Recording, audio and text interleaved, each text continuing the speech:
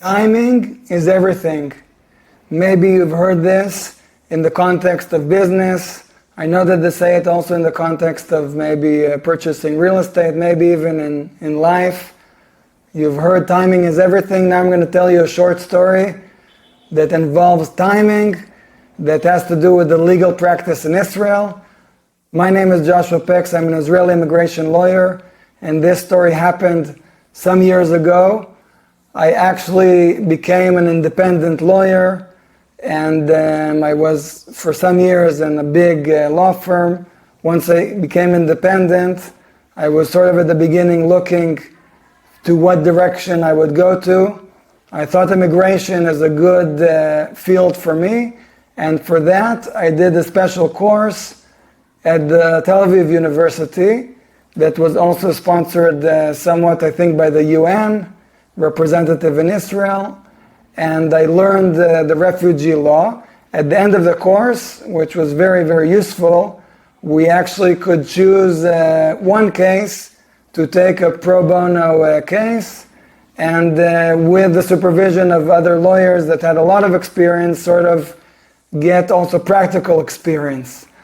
So I finished the course. I got the case, which was a refugee that was held in a detention center in the south of Israel, really in the middle of the desert, next to Mitzpe Ramon, if you know, very far from everyone.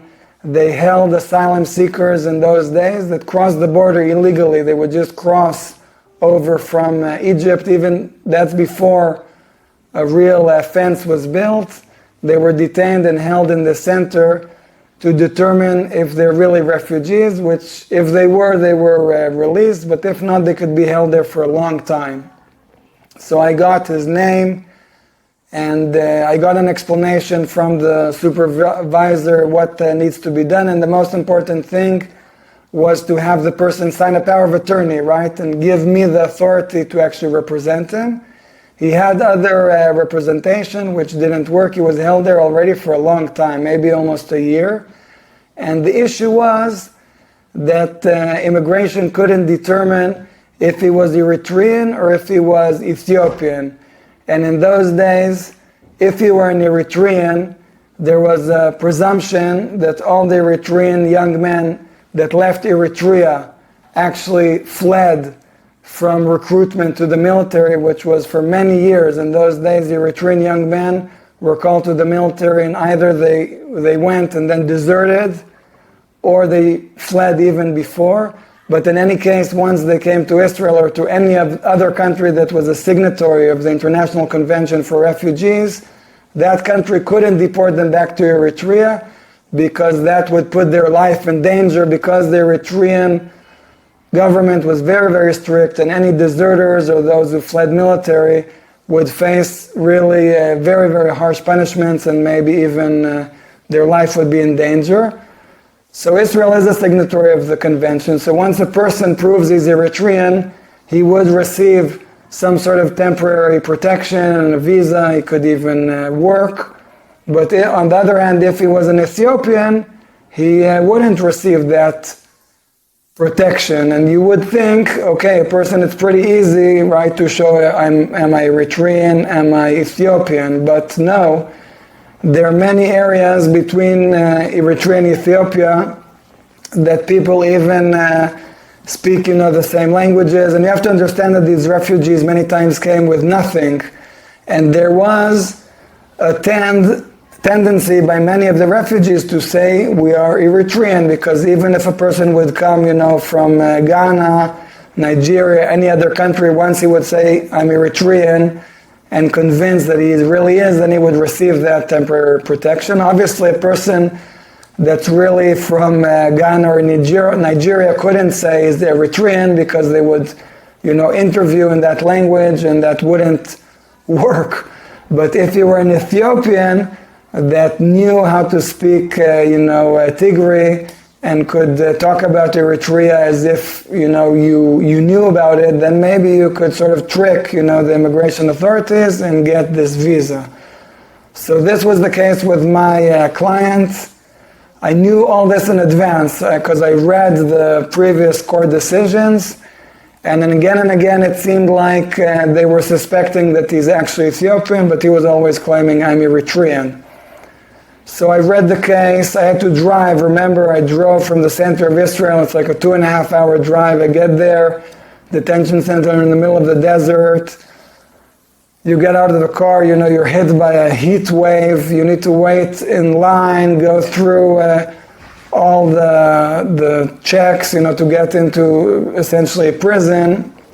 Even though you're a lawyer, you get to meet your client in a special room for like half an hour with supervision of guards. And my main point was to have him sign a power of attorney. Then he gives me the authority to represent him, and I can start going to court, filing for more appeals or information. So I meet with him, and he can actually speak pretty good English, and I also knew more or less the case. I was trying to ask, and he said, yes, I'm really Eritrean, but they think I'm Ethiopian. So I have him sign the power of attorney. I say, okay, I'm going to drive back to the office, and in the next few days, apply for more information and appeal. So I do this pretty quickly, get back into the car, long drive back home, 2.5-hour drive or something. While I'm driving, I get a phone call, and this guy is on the line. He called me from a public phone, whatever, within the prison. And he said, thank you. I'm like, what happened? And he said, you're amazing. Thank you so much. You're the best lawyer I ever had. Just now they told me that I'm released. So I was like, wow. But that's great news. But obviously it had nothing to do with me. It just so happened that right after we met, he was released, and he, thought maybe I succeeded somehow to do something in that very, very short time span. And I tried to, tell him it wasn't me, but he was very, very happy with with my legal services, and I, was also very pleased for him. So the next day, you can imagine that my phone didn't stop ringing. He told all his friends, there are hundreds of people there in the detention center. He was telling them, probably, I don't exactly know, but I have this amazing lawyer, you just meet him and you get released.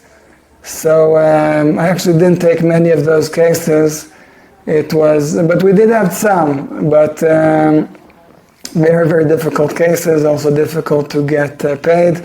What I did do is I went back to my supervisor, I told her the story, and I got another case which I could actually really learn from and practice being a lawyer. So this is a small story, maybe funny, about timing.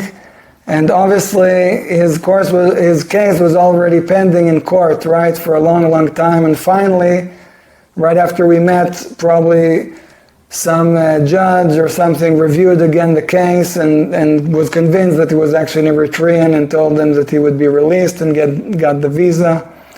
So here in Israel, immigration law is very complicated, getting stricter all the time.